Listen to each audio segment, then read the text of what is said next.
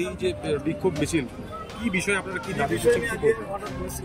আমরা বিগত কয়েকদিন ধরে সংবাদ মাধ্যমে, সংবাদপত্রে বা ফেসবুক, ইলেকট্রনিক মিডিয়া, সোশ্যাল মিডিয়ায় দেখতে পাচ্ছি যে বাংলাদেশে ছাত্রদের দ্বারা সেখানকার সরকারের কাছে কোটা বিরোধী যে আন্দোলন শুরু হয়েছিল এবং পরবর্তীকালে সরকারের বিরুদ্ধে বৈষম্য বিরোধী যে এক দফা আন্দোলন এবং তার চূড়ান্ত পরিণতিতে শেখ হাসিনা সরকারের পরাজয় এবং শেখ হাসিনার বাংলাদেশ ছেড়ে চলে যাওয়া, তার পরবর্তীকালে সেখানে যে সহিংস পরিস্থিতি তৈরি হয় এবং বাংলাদেশের বসবাসকারী যে সংখ্যালঘু সম্প্রদায়, হিন্দু, বৌদ্ধ, খ্রিস্টান, আহমদিয়া, এমনকি আওয়ামী লীগের নেতাকর্মী, বুদ্ধিজীবী, কবি, সাহিত্যিক, সঙ্গীত শিল্পী, সুশীল সমাজ, প্রত্যেকের ওপর যে একটি অমানসিক নির্যাতন নেমে আসে, বিশেষ করে সেখানকার যে তৎপর মৌলবাদী গোষ্ঠী, তারা সংখ্যালঘু হিন্দু সম্প্রদায়, তাদের বাড়ি ঘর, ব্যবসা প্রতিষ্ঠান, মঠ মন্দিরের ওপর হামলা করে।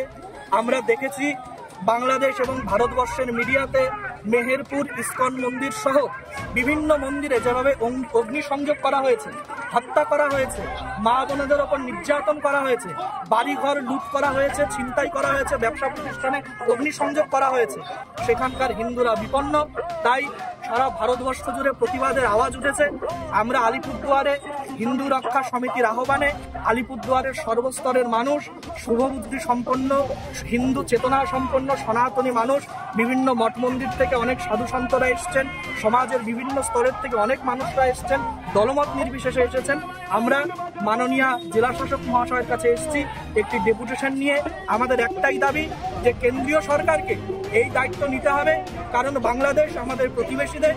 1947 সালের আগে তা ভারতবর্ষের অবিভাজ্য অঙ্গ ছিল, তাই সেখানে যদি কোনো দুর্ঘটনা হয় সেটা আমাদের জন্য বেদনাদায়ক।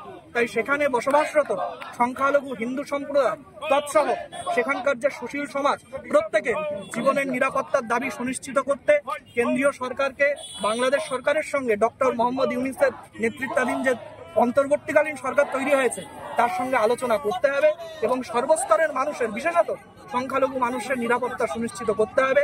এবং বাংলাদেশ সরকারের কাছেও আমাদের দাবি সেখানে সংখ্যালঘু মন্ত্রণালয় তৈরি করতে হবে, অর্পিত সম্পত্তি যে আইন, সেই আইন বাতিল করতে হবে এবং বাংলাদেশের যে জাতীয় সংসদ, সেখানকার সেই জাতীয় সংসদে হিন্দু সম্প্রদায় সহ অন্যান্য সংখ্যালঘু সম্প্রদায়দের জন্য 10% আসন বরাদ্দ করতে হবে। এটাই আমাদের দাবি মাননীয় কেন্দ্রীয় সরকারের কাছে।